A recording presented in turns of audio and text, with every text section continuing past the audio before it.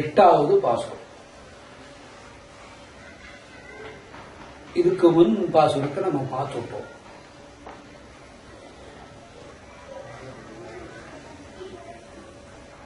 கீழ்வானம் வெள்ளென்றெருமை சிறு வீடு, இதுதான் துவக்கம். இந்த பாசுரத்தின் மகத்துவம்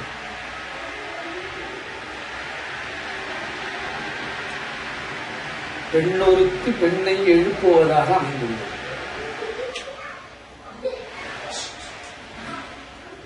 பெண்ணொருத்தி பெண்ணை எழுப்புவதாக அமைந்துள்ளது.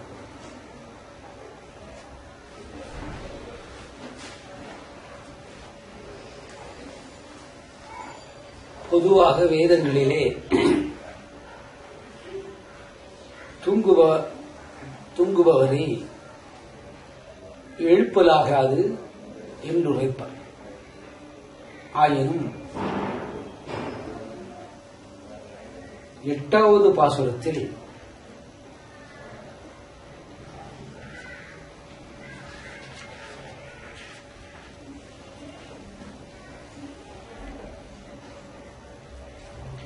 எழுப்புவதாக அமைந்துள்ளது.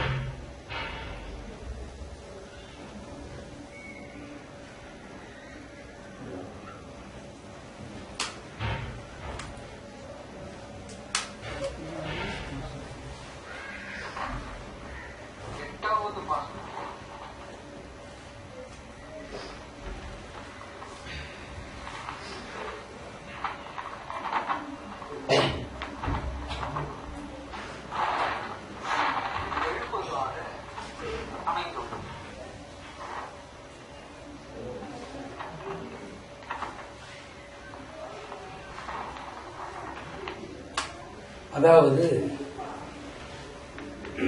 ஆறாவது பாசுரம் பட்சிகளை ஆதாரமாக வைத்து எழுப்புவது போல் அமைந்துள்ளது. பட்சிராஜன்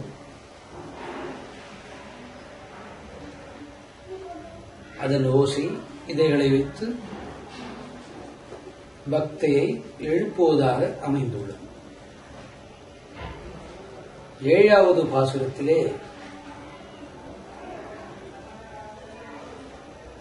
வயலங்குருவிகள் ஓசையிடுவதாக அமைந்துள்ளது. இந்த பாசுரத்தின் மகத்துவம் எட்டாவது பாசுரத்தில் வர்ணனை கொடுக்கப்பட்டுள்ளது. குறிப்பாக பெண் இனத்தை எழுப்புவதாக அமைந்துள்ளது. இதற்கு முன் நான்காம் அறிவான பட்சணங்கள் கூட எழுந்துவிட்டது. பட்சணங்கள் ஓசை கூட கேட்க ஆரம்பித்து விட்டது. அதுகள் கூட கிருஷ்ணனை தொழுவதற்கு தயாராகிவிட்டது. இதுபோன்று இலக்கியமாக ஆறாவது பாசுரத்திலும் ஏழாவது பாசுரத்திலும் தெளிவாக சொல்லப்பட்டது. இந்த தூக்கத்தின் நிலை கட்டுப்படுத்த வேண்டும் என்பதற்காக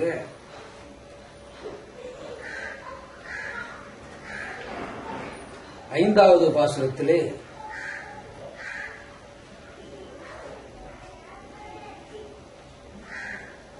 எழுந்து விட்டதாகவும் யமுனை நதியிலே குளிக்கச் செல்வதாகவும் வர்ணனை கொடுக்கப்பட்டுள்ளது. ஆனால் எட்டாவது பாசுரத்திலே கீழ்வானம் வெள்ளென்றெருமை சிறுவீடு என்று குறிப்பிடுகிறார்.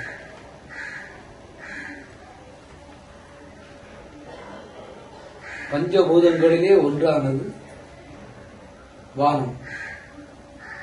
அதை இங்கே சாட்சியாக வைக்கின்றாள் ஆண்டாள். கீழ்வானம் வெள்ளென்றெருமை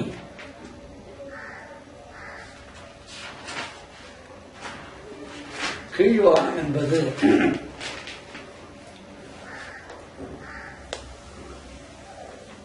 பூலோகத்தை குறிக்கக்கூடியது.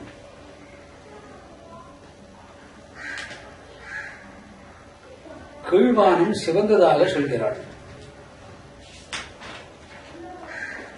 கீழ்வானம் இரவிலே சிவக்குமோ? எப்படி சிறந்ததென்றால் வெளுத்து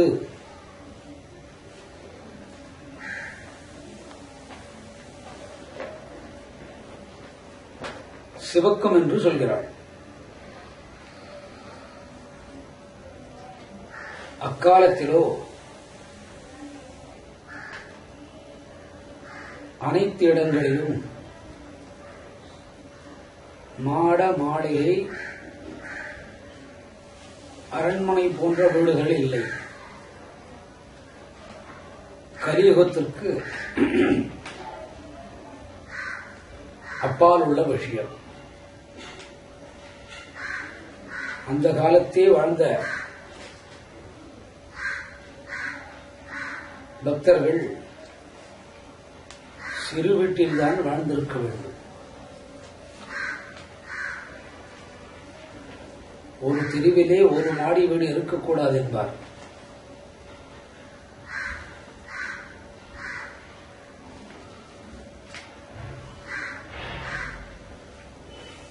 இரவு நடுநிசையை பார்த்து கீழ்வானம் வெளுத்தது என்றார். நடுநிசையிலே கீழ்வானம் வெளுக்குமா? வெளுக்காதுதான். ஆனால் ஆண்டாள் பாசுரத்திலே இதை வரைந்திருக்கிறாள். காரணம், கீழ்வானம் பஞ்சபூதங்களில் ஒன்றான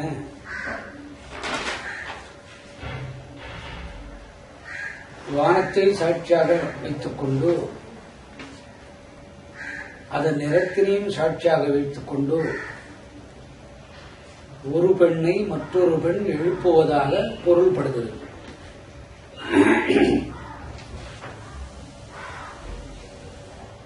மார்கழி பனிமூட்டம் என்பார்,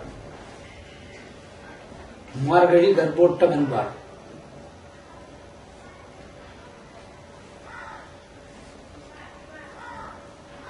கர்ப்போட்டத்திலே கீழ்வானம் சிவக்குமா?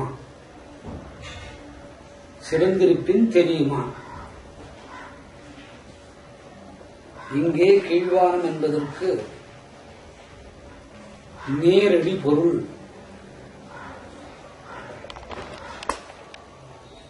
பூமியை குறிக்கும்.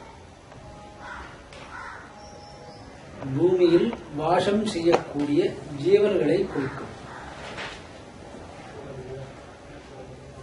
பூமியில் வாசம் செய்யக்கூடிய ஜீவராசிகளை குறிக்கும். ஜீவர்கள் என்பது மகாபத விரதையான பெண் பக்தைகளை குறிக்கும். அந்த பெண் பக்தைகள் வசிக்கக்கூடிய இடமே அற்புதமான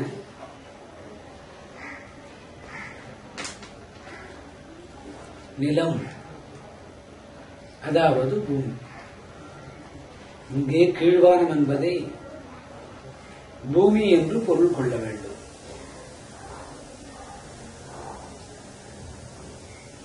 வெளுப்பது கூட கிழக்கு திக்கில்தான் தெரியும் என்றாள். எண் திசையில் கிழக்கை கூட தனக்கு சாதகமாக சாட்சியாக வைத்துக் கொண்டாள் ஆண்டாள். அதன் மேற்படி உள்பொருள் என்ன?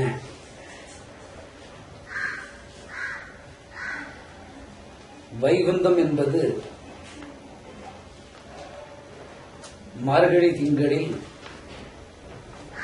30 நாளும் கீழ்வானம் என்று சொல்லக்கூடிய பூமியை நோக்கிதான் இருக்கும். வைகுந்தமே திறந்திருந்த போது அதனுடைய ஒளிச்சுடர்கள் பனிமூட்டத்தை கிழித்துக் கொண்டும்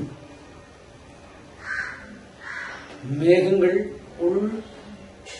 ஊடுருவி வெளிவந்து நிலத்தின் மேல் படும். அப்பொழுது கீழ்வானம் வெளுத்ததுதானே. பூமியை சாட்சியாக வைத்தான், வைகுந்தத்தை சாட்சியாக வைத்தாள், கிழக்கு திசையை சாட்சியாக வைத்தாள்.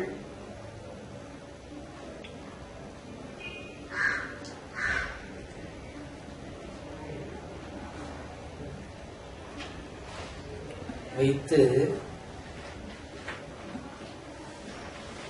இவைகள் கூட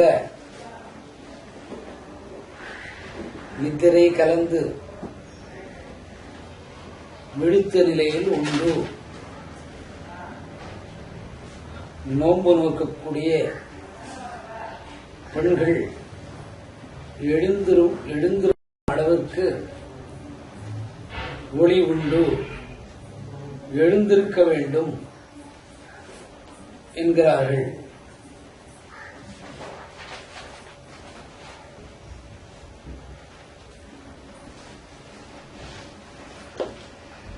அதுதானோ என்னவோ கீழ்வானம் வெள்ளென்று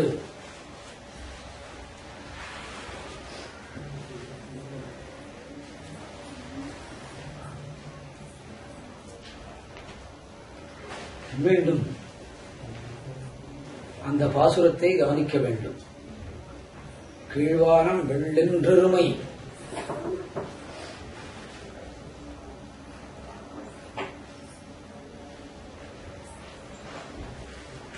இப்பொழுது பறவை இனத்தை தவிர்த்து, வானம் பூமியை தவிர்த்து, வைகுந்தத்தையும் தவிர்த்து ஐந்தறிவான எருமையை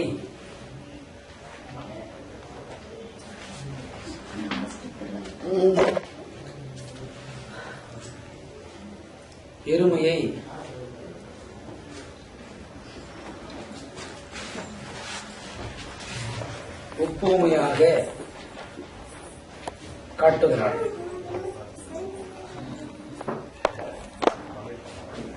எருமையின் நிலையை உணர்ந்து பாருங்கள். அதற்கு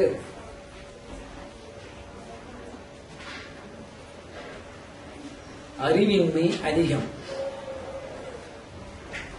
அதுகள் கூட எழுந்ததாக ஆண்டாள் வர்ணிக்கிறாள். எருமை எழுந்ததோ இல்லையோ, அதற்கு ஒரு காரணம் இருந்திருக்க வேண்டும். அந்த காலத்திலே பனி துளிகள் புல்லின் மேல் படர்ந்திருக்கும். அந்த காட்சியை காண்பதற்கு நட்சத்திர மண்டலங்கள் தரையிறங்கி பூமி வெடித்தது போல் காட்சி கொடுக்கின்றது. எருமை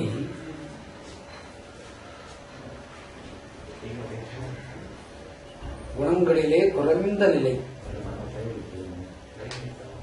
காமத்துக்கு உட்பட்ட நிலை எருமையும் பன்றியும்.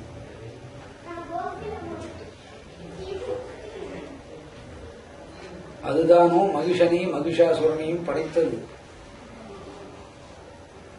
அந்த கதை இப்பொழுது நமக்கு வேண்டாம். இங்கே எருமை சிறு வீடு என்றாள்.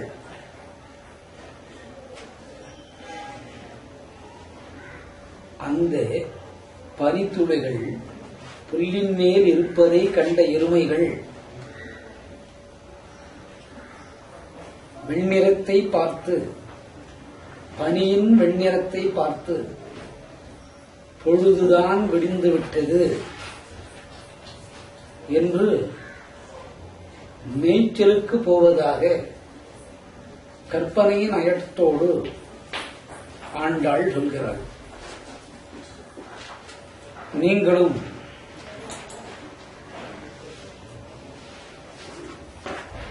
எழுந்திருக்க வேண்டும்.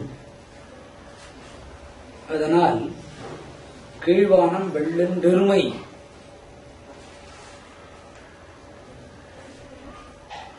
சிறுவீடு என்று குறிப்பிட்டார். சிறுவீடு என்று ஏன் குறிப்பிட வேண்டும்?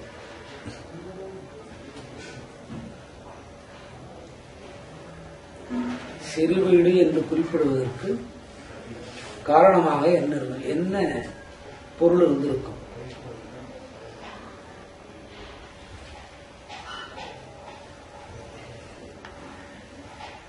இறைவன் மார்கழி மாதம், மார்கழி திங்களில் கோபியர்களை காண வருவதாக ஐதீகம். கோபியர்களோ தூங்கும் இறைவனை நடுவே இரவிலே எழுந்து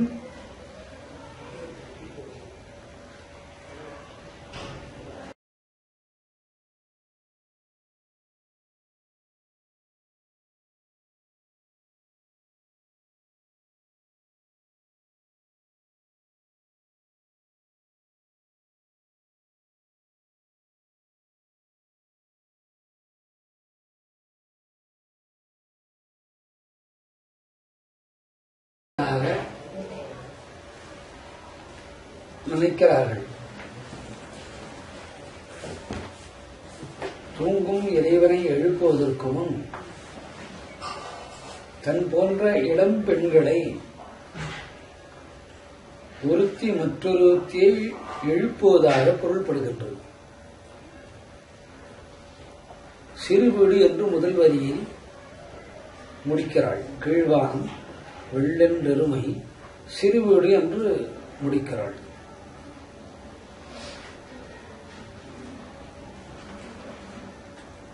ஆனால் பெருமாள் இவர்கள் வசிக்கும் வாசஸ்தலத்திற்கு நடுநிசையிலே வந்து போவதாக ஐதீகம். அந்த சிறு வீடுகள் பெருமாள் வரும் பொழுது அரண்மனை கோலம் அடைகிறது. அரண்மனை கோலம் என்னும்போது உள்ளிருக்கக்கூடிய அழகு சாதனங்கள் எப்படி இருக்கும்?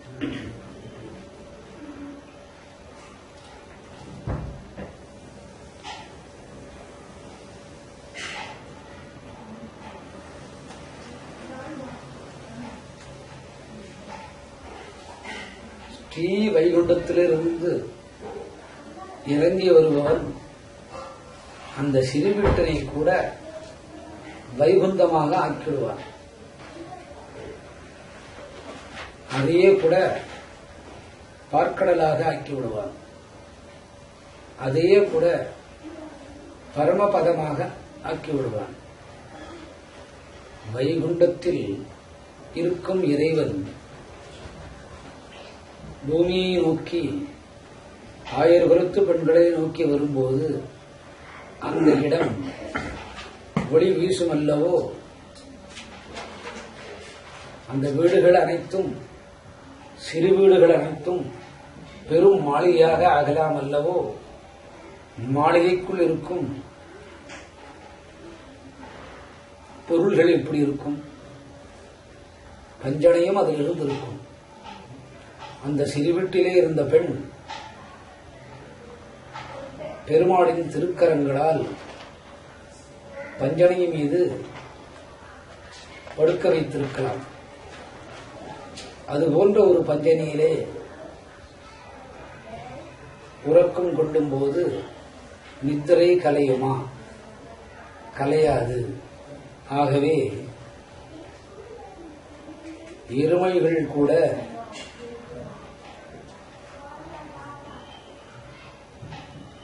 மேய்ச்சலுக்கு போய்விட்டதாக உரைக்கிறாள். மற்றும் ஒரு பெண்ணோ, நான் எனது சிறு குடிலே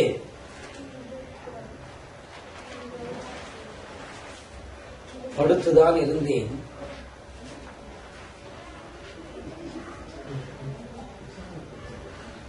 எருமையும் ஆடுகள் என்னை தாண்டி போகவில்லை. எருமையும் ஆடுகள் என்னை தாண்டி போகவில்லை. ஒரு கால் அந்த இரவு பிசாசுகள் இருக்குமோ?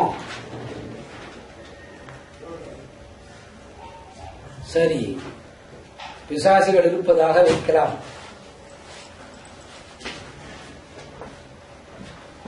அந்த ஊரில் பிசாசுகள் உறவட்டும். அதுகள் கூட இறைவனை தொழுகின்றது என்ற பொருளோடு ஆண்டாள் நயமாக வைத்திருக்கிறாள். மனித குலத்துக்கு இப்படி ஒரு பாசுரத்தை அளித்திருக்கிறாள் ஆண்டாள். மனிதனை எழுப்புவது எவ்வளவு சிரமமான வேலை என்பது தெரிகிறது. பேயும் இல்லை, எருமையும் இல்லை. புலிவெளியில்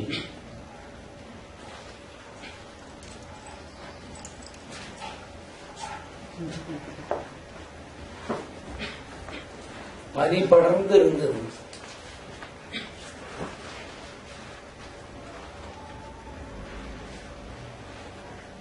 அந்த அழகை ரசிக்கவே இறைவன் இந்த மங்கையர்களை தேடி வந்திருக்க வேண்டும்.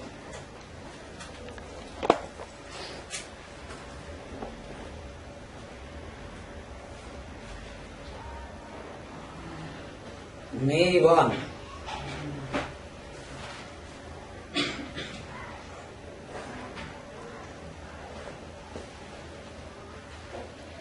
மேய்வான் மேல்வாரியாக இதனுடைய பொருள் எருமைகள் மேய்க்கின்றது என்று உரைத்து விட்டாள். எருமைக்கு பகல் ஏது இரவு ஏது? காமக்ரோதம் நிறைந்த பிராணி.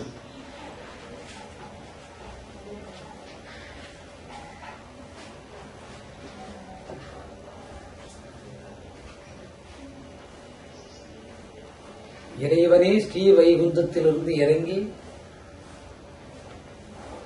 தன் பக்தைகளை பார்ப்பதாக பொருள்.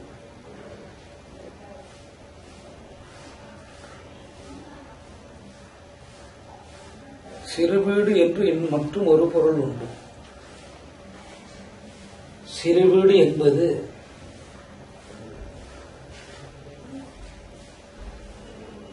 அரண்மனையால் அங்கீகாரம் அளிக்கப்பட்டு கட்டிக்கொண்ட வீடல்ல என்பது பொருள். புறம்போக்கில் இருக்கக்கூடிய இடம் என்பது பொருள். அரசாணைக்கு உட்படாத இடம் சிறு வீடு என்பது. இங்கே குறிப்பிட்ட சிறு வீடு, அதாவது புறம்போக்கு நிலங்கள் அரசாணைக்கு உட்படுமோ? உட்படாது. ஏன்? ஸ்ரீ வைகுந்தத்திலிருந்து ஒளி முதலில் வருகின்றது. அதனால் பூமியான கீழ்வானம் சிவக்கின்றது. பெருமாளே அங்கே உலவி வருவதாக பொருள். மேய்வான். நாம் சிறுபிள்ளைத்தனமாக கீழ்வானம் வெள்ளென்றெருமை மேய்வதாக பொருள் கொள்ளலாகாது. பெண்ணின் மகத்துவம் அவ்வளவு. அற்புதமாக இந்த ஸ்லோக பாசுரந்தனை ஆண்டாள் ஏற்றுவிட்டாள்.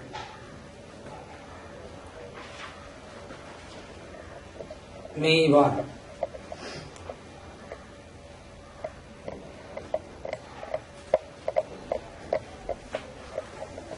பரந்தன கான் மீக்குள்ள பிள்ளைகளும்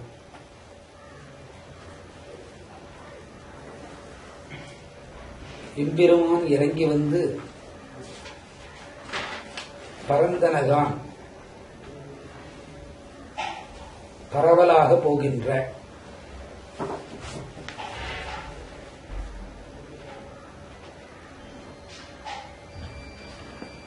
எம்பெருமான் இறங்கி வந்து ஒவ்வொரு சிறு வீடுகளையும் அரண்மனை ஆக்கி அவர்கள் எழுவதற்கு கீழ்வானம் என்னும் பூமியை ஸ்ரீ வைகுந்தத்தின் வாயிலாக வெளிச்சத்தை பரந்தனகான் பரவலாக அனுப்புகிறான். அந்த வெளிச்சம் வைகுந்தத்திலிருந்து, வைகுந்தம் என்பது ஸ்ரீ வைகுந்தம் என்று சொல்ல வேண்டும். லட்சுமியோடு இறங்குகிறான் என்பது பொருள். அந்த நிறம்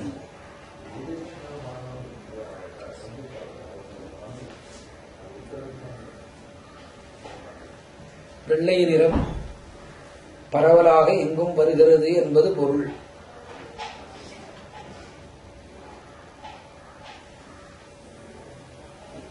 இந்த ஆனந்தத்திலே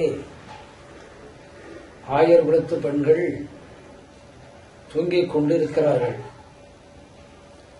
இறைவனே இறங்கி வந்து துயிலிருக்கும் ஒரு பெண்ணை எழுப்புவதாக ஆன்மீக தத்துவ விசாரம் இதில் அடங்கியுள்ளது. அதற்கு வானம், ஐந்தாவது அறிவு, எருமை, சிறு வீடு என்கிற புறம்போக்கு நிலம், கிழக்கு என்கிற திசை, இவைகளை சாட்சியாக வைக்கிறாள் ஆண்டாள்.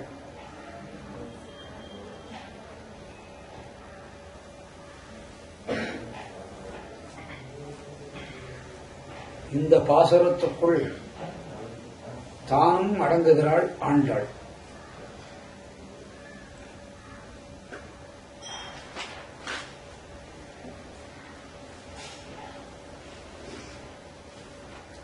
மேய்வான் பரந்தன கான் மீக்குள்ள உன்னை தவிர மற்றும் உள்ள,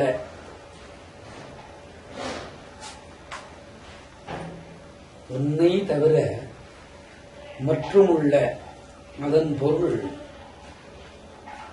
இறைவன் ஆண்டாள் நாச்சியாரை பார்க்க வந்ததாக ஒரு பொருள். மற்றுமுள்ள பொருள், நாச்சியார் முதலில் எழுந்து இந்த கீழ்வானம் என்கிற பூமியை ஸ்ரீ வைகுந்தமாக இறைவன் மாற்றிவிட்டான். இதிலே பெண்கள் தூங்கிக் கொண்டிருக்கிறார்கள். இந்த பெண்கள் எழுவது கடினம். இவர்களை எழுப்பும் வேலையில் நேரடியாக ஆண்டாள் ஈடுபட்டதாகவும் பொருளாகிறது.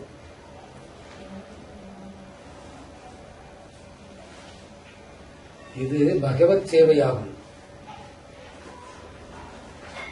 பகவத் சேவையில் இப்படி ஒரு அற்புதம். அதாவது பகவான் பக்தனுக்கு பண்ணக்கூடிய சேவை. அதுவான் பகவத் பகவத் என்று ஆரம்பித்து கீதையில் உரை முடித்தான். இங்கே ஆண்டாள் ஒருபடி மேலே சென்று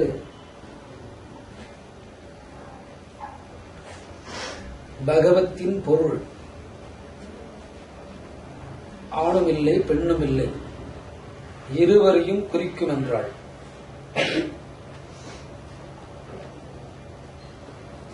ஏனென்றால் கீதையிலே சொல்லப்பட்ட 700 ஸ்லோகங்களிலே பெண்ணுக்கு முதலிடம் அளிக்கவில்லை. பெண் பேதமை என்று உரையில் முடித்தாள்.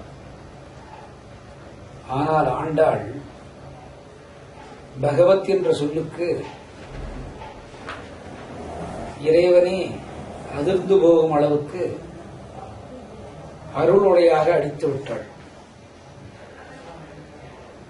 தூங்கும் ஒரு பெண்ணை எழுப்புவது பகவத் சேவை என்றாள்.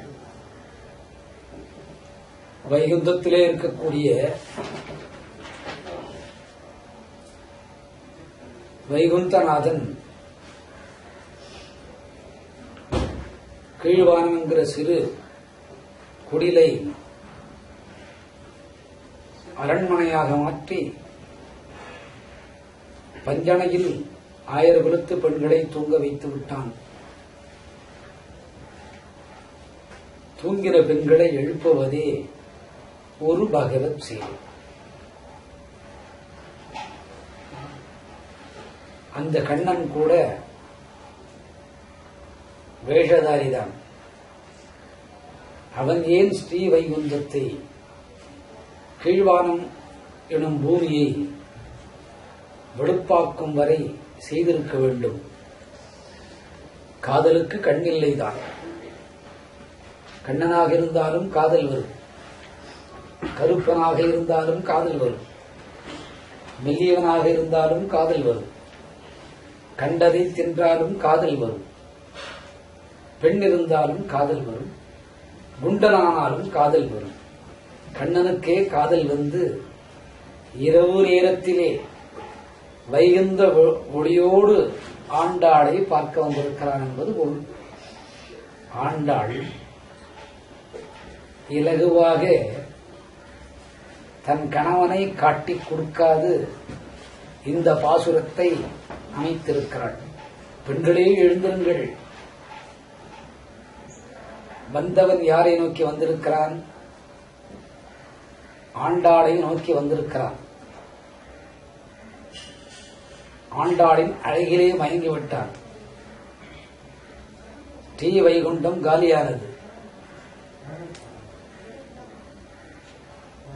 ஆண்டாளை தேடுகிறான்.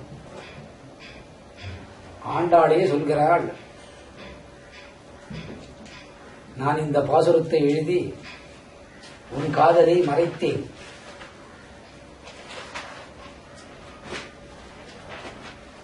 உலகத்தை காக்கும் நாயகன் ஸ்ரீ வைகுந்தத்திலிருந்து கீழ்வானம் வடுக்க இரவிலே இறங்கி வரலாகாது.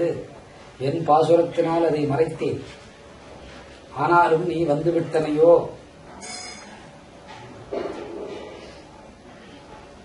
உடனே பாசுரத்தில்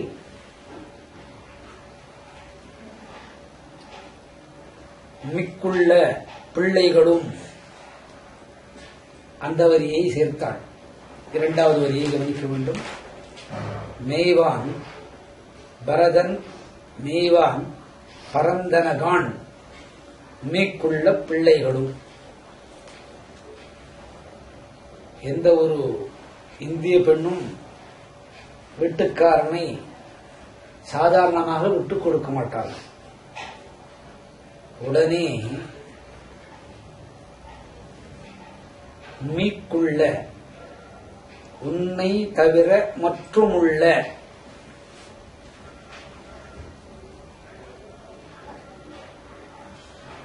உன்னை தவிர மற்றுமுள்ள என்பது பொருள். மீக்குள்ள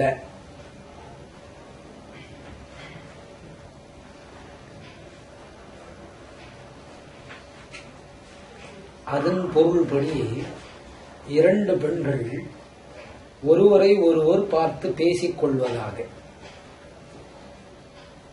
கண்ணன் இறங்கி வந்தான் என்பதை 8ஆம் பாசுரத்திலே ஆண்டாள் மறைக்கிறாள். பொல்லாத பெண்கள். அது மட்டுமா, ஆண்டாளை பார்க்கவே வந்தான் என்பதையும் மறைக்கிறான்.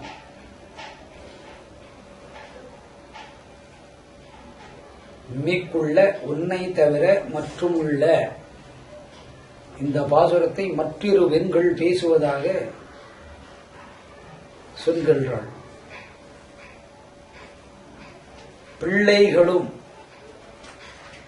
பிள்ளைகளும் என்பதன் பொருள் இளம் பெண்களை,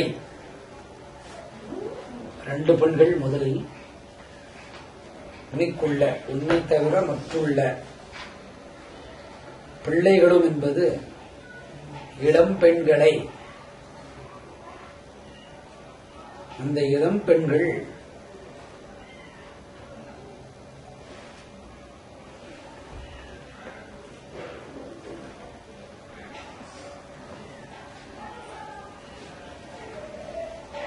குறிப்பிடுகிறாள். இப்படி குறிப்பிடுகிறார் என்றால், கீழ்வானம் வெளுத்ததோ இல்லையோ, ஸ்ரீவைகுந்தம் இறங்கி வந்ததோ இல்லையோ, நாங்கள் எழுந்திருட்டோம், நாங்கள் எழுந்துவிட்டோம். ஆனால் நாங்கள் அரங்கனை, கிருஷ்ணனை தப்பி ஓட விட்டாள் ஆண்டாள். அரங்கனை என்று வர்ணிக்கிறாள். அரங்கனை தரிசிக்கப் போகிறோம். ஆனால் கண்ணன், ஆண்டாள் வரவில்லையா? அதுதான் கண்ணன் என் காதலன் என்றான்.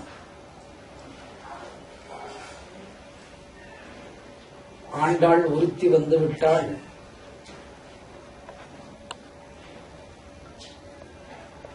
கண்ணன் மகிழ்ந்து கோபியர்களுக்கு அருள் கொடுப்பான்.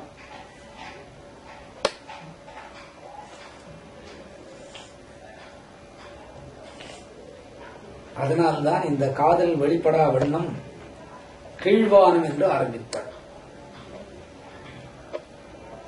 கீழ்வானம் வெள்ளென்றெருமை ஆரம்பித்தாள். கீழ்வானம் வெள்ளென்றெருமை ஆரம்பித்தாள். வைகுந்தம் ரங்கநாதனுக்கு சொந்தமானது. ரங்கனை சேவிக்க போவதாகவும் பாசுரத்தில் எழுதிவிட்டாள். ஆண்டாள் அரங்கனை அடைவது போல் பாசுரம்.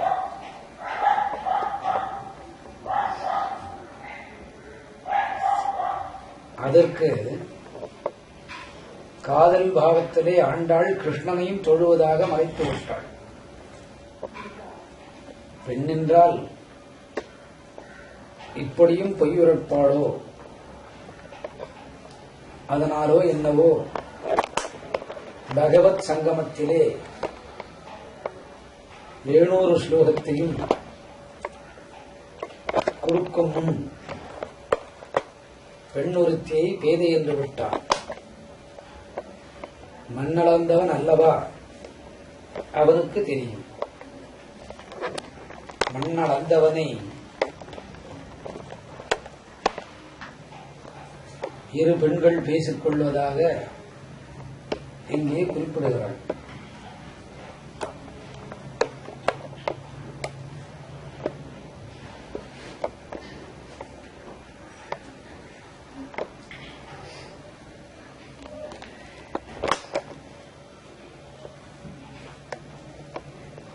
ஆண்டாள் வரவில்லையோ? ஆண்டாளின் கண்ணழகு, கையழகு, காலழகு, இடையழகு, நடையழகு, பொட்டழகு, பூவழகு,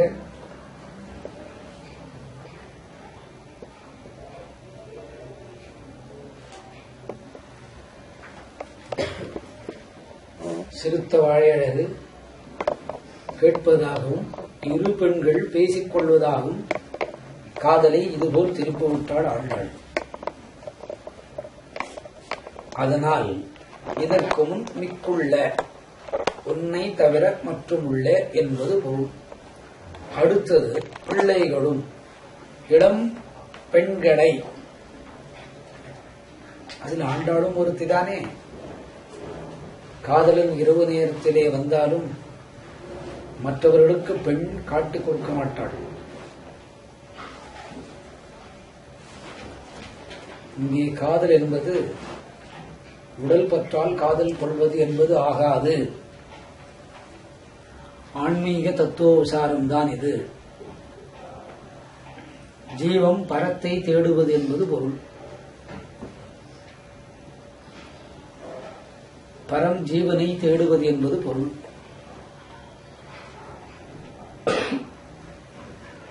போவான் போகின்றாரை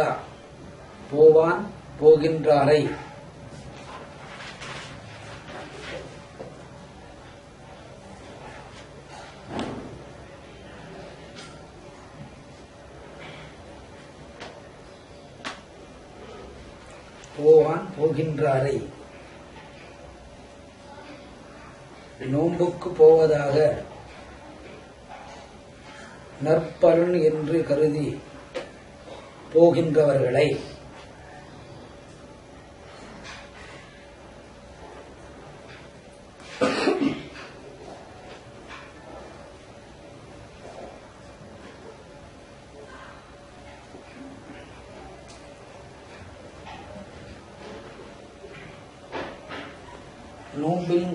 நோன்பின் பலனை கருதி போகின்றவர்களை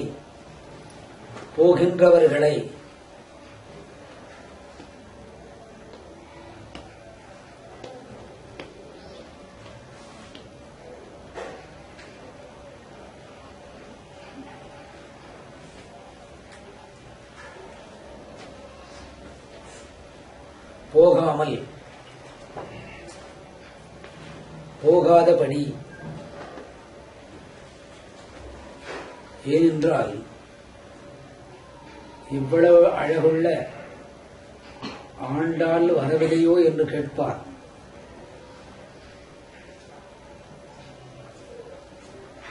அதனால் இரு பெண்கள்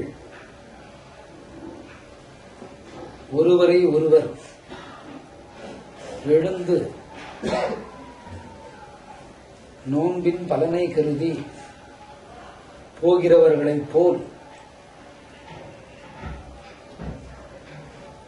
அப்படி போகின்றவர்களை போகாதபடி செய்வதாக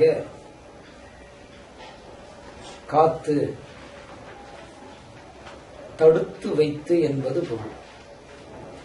காத்து என்பது தடுப்பது.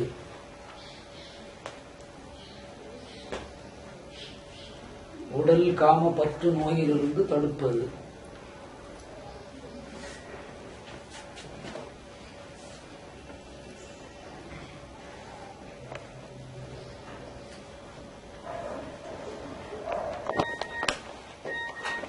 உன்னை பொருள் உன்னை கூவுவான்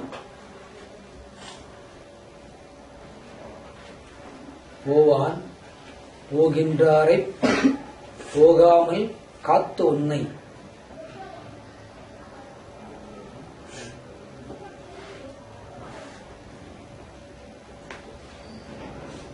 கூவுவான் கூப்பிடுவதற்காக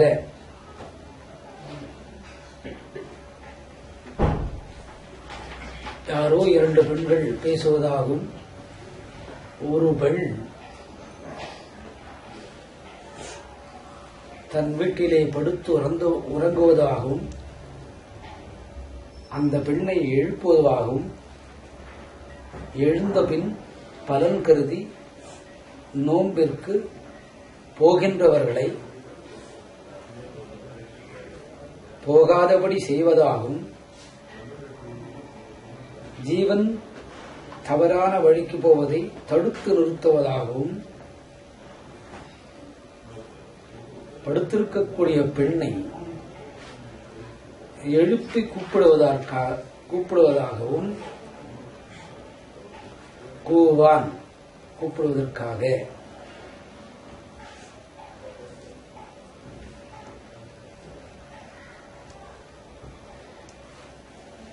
வந்து நின்றோம். இரண்டு பெண்கள் பேசுவதாக பொருள்படும்படி எழுதியிருக்கிறாள். ஆனால் இதில் உண்மை தத்துவ விசாரம் என்னவெனில், ஜீவமெனும் ஆண்டாள் பரமெனும் கண்ணனை பார்க்க அழைத்துச் செல்வதாக தத்துவ பொருள். ஒவ்வொரு கோபியின் இல்லத்திற்கே வந்து இருப்பதாக பொருள்.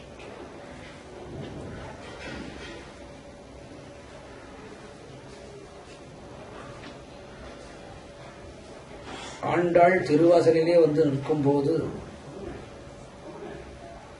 அந்த கால் சிலங்கையின் ஒளி கேட்ட பெண்கள் கூவான் வந்து நின்றோம்,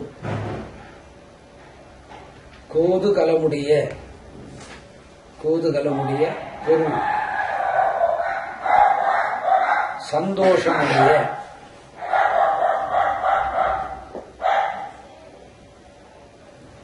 ஆண்டாளின் சதங்கை ஒளி கேட்டு சந்தோஷமடைந்த மற்றொரு பெண்ணை ஆண்டாளே எழுப்புவதாக பொருள் சொல்கின்றாள். கண்ணனும் ஆண்டாளும் காதலன் காதலி பாவத்தில் ஆன்மீக தத்துவ விசாரணை செய்கிறார்கள்.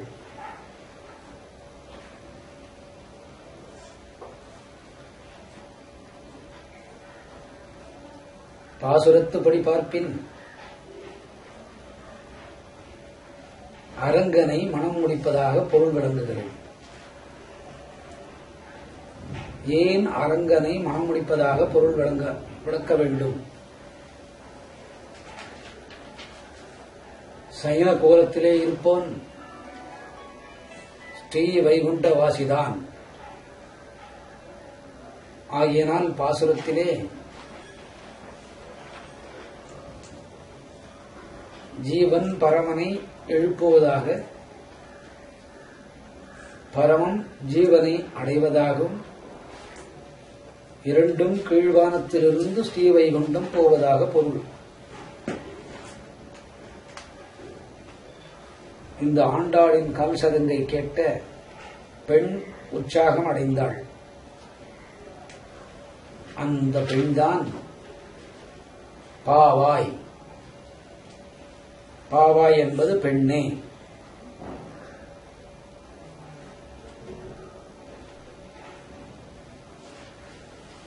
கூவான் வந்து நின்றோம் கோதுகலமுடைய பாவாய், பெண்ணே. ஓரினத்தில் வந்துவிட்டது.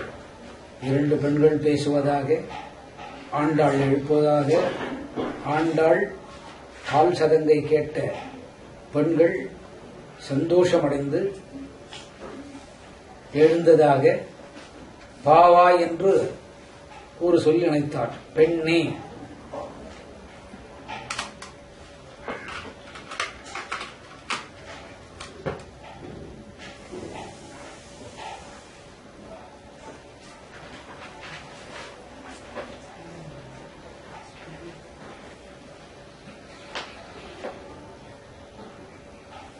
பாவாய் எழுந்திராய்.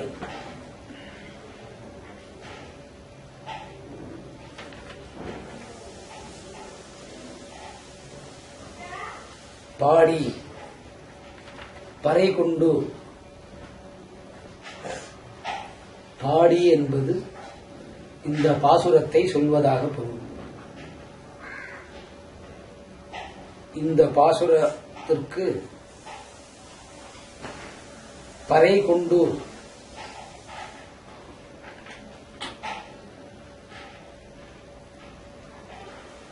மாயையை விலக்கக்கூடிய பறை என்னும் தாளத்தின் லயத்தோடு பாடுதல் என்பது பொருள்.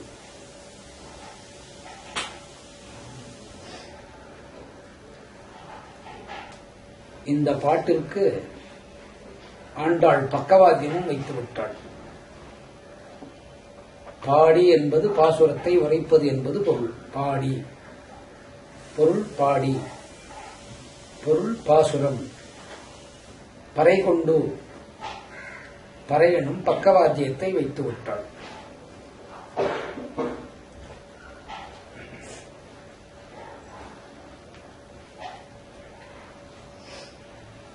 எழுந்திருக்கும் போது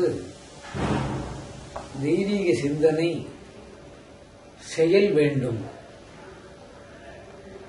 மாவாய் பிளந்தானை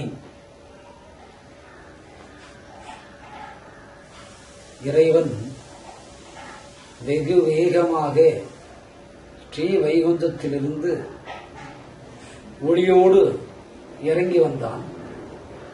அதுதான் இந்த பூமி கீழ்வானமானது,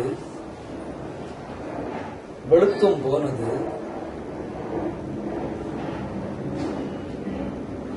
அவனுக்கு பிரியமானது குதிரைகள். அவனுக்கு பிரியமானது என்ன? குதிரைகள். சவாரி செய்பவன். அதனால்தான் என்னவோ பகவத்கீதையிலே ஸ்ரீ வைகுண்டத்தில் படுத்திருந்த பரந்தாமன் சாரதியாக ஆடினான். அதுதான் பார்த்த சாரதி. இங்கே மாவாய் கேசி எனக்கூடிய அரக்கனின் தன்மையுள்ள குதிரையை மாவாய். பொதுவாக இறைவனுக்கு குதிரை வெள்ளோட்டம் பிடிக்கும். மாவாய் என்கிற கேசி என்கிற பெயருள்ள ஒரு அரக்க குதிரை கிருஷ்ணனை கொல்ல வந்ததாக ஐதீகம். அதன் வாயை பிளந்து விட்டான் என்பது பொருள். மாவாய் பிளந்தானை. மல்லரை மாட்டி.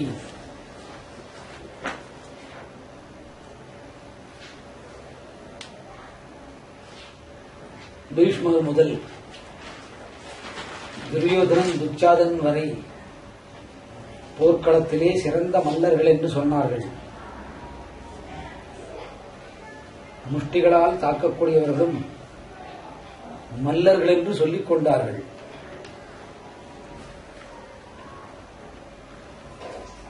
மல்லரை மாட்டிய.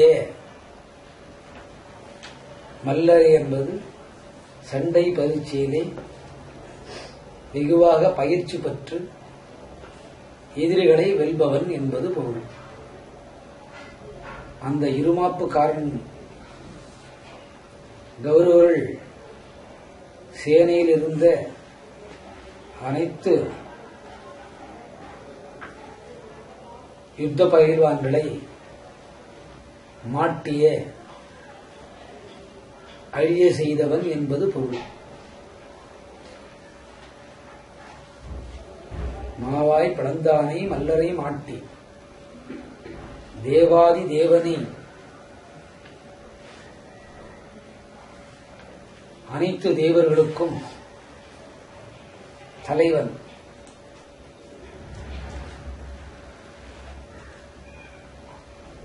தேவாதி தேவனை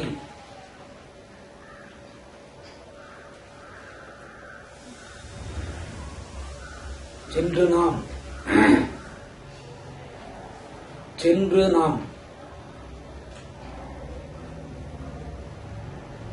ஆண்டவனை தனியாக இப்பொழுது பிரித்து விட்டாள். ரங்கனோ கண்ணனோ நீ அரங்கம் சென்று துயில் கொள். பெண்ணினமான நாம் தேவாதி தேவனை சென்று நாம் பெண்ணினத்தையே சேர்த்து விட்டாள்.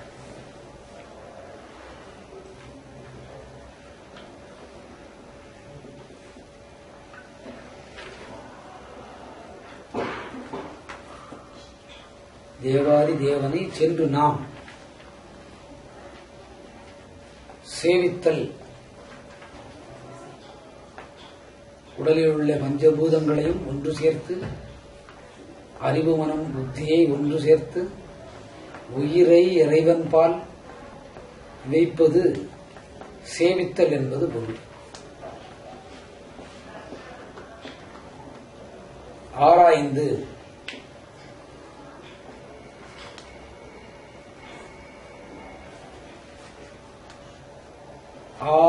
ஆராய்ந்து